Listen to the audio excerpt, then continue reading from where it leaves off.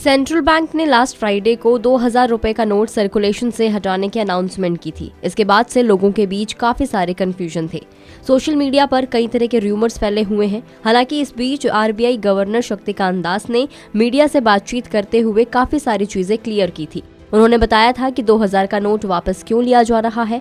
साथ ही ये भी बताया था कि नोट्स बदलवाने के लिए आपको कोई भी आईडी फॉर्म या फॉर्म फिल करने की जरूरत नहीं है।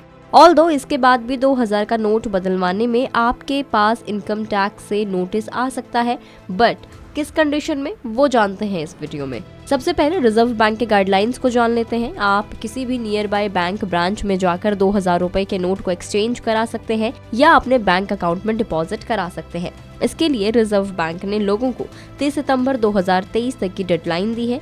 रिजर्व बैंक ने 2000 के नोट एक्सचेंज कराने के लिए एक बार में मैक्सिमम 10 नोट्स तक की लिमिट रखी है। इसका मतलब हुआ कि आप एक बार में ज्यादा से ज्यादा 20,000 रुपए के बराबर वैल्यू के 2000 रुपए के नोट बदल सकते हैं। हालांकि अगर आप अपने अकाउंट में इन्हें जमा कराते हैं तब कोई लिमिट नहीं है। बट जिन लोगों के पास बहुत ज्यादा कैश पड़ा है, दिक्कतें उन्हें हो सकती है।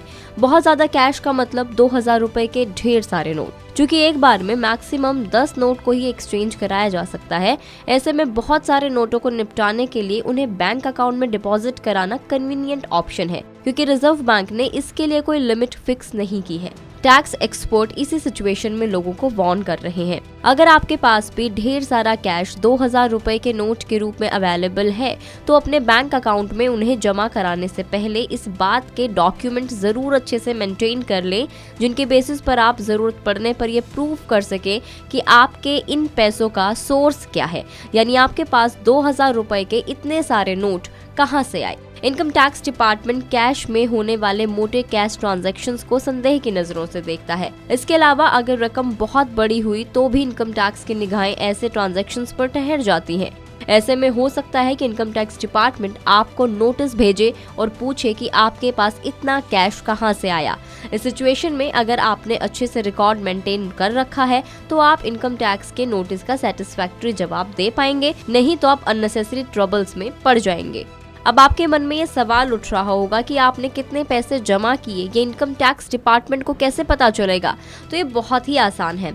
एक्चुअली अगर आप किसी एक फाइनेंशियल ईयर में 10 लाख रुपए या उससे ज्यादा के कैश को डिपॉजिट कराते हैं, तो बैंक इसकी जानकारी इनकम टैक्स डिपार्टमेंट को देता है। ये ट्रांजैक्शन चाहे एक खाते से हो या कई मल्टीपल अकाउंट से की गई हो। बैंक हाई वैल्यू वाले ऐसे ट्रांजैक्शंस की जानकारी स्टेटमेंट ऑफ फाइनेंशियल ट्रांजैक्शंस में देते हैं, जिससे इनकम टैक्स डिपार्टमेंट को तुरंत इसके बारे में पता चल जाता है। इसीलिए नोट एक्सचेंज कराने या डिपॉजिट कराने से पहले कैश का सोर्स एंड डॉक्यूमेंट्स आप रेडी रखें, मेंटेन करके रखें। ऑल्सो अगर आप 50,000 से ज्यादा 2000 के नोट एक्सचेंज कराते हैं तो एज पर एग्जिस्टिंग रूल्स आपको अपना पैन कार्ड दिखाना होता है। 23 मई यानी आज से ये 2000 के नोट्स के एक्सचेंज प्रोसेस शुरू हो गया है। आपका एक्सपीरियंस कैसा रहा कमेंट करके हमें जरूर बताएं और याद रखें कि 30 सितंबर तक की डेडलाइन आपके पास है।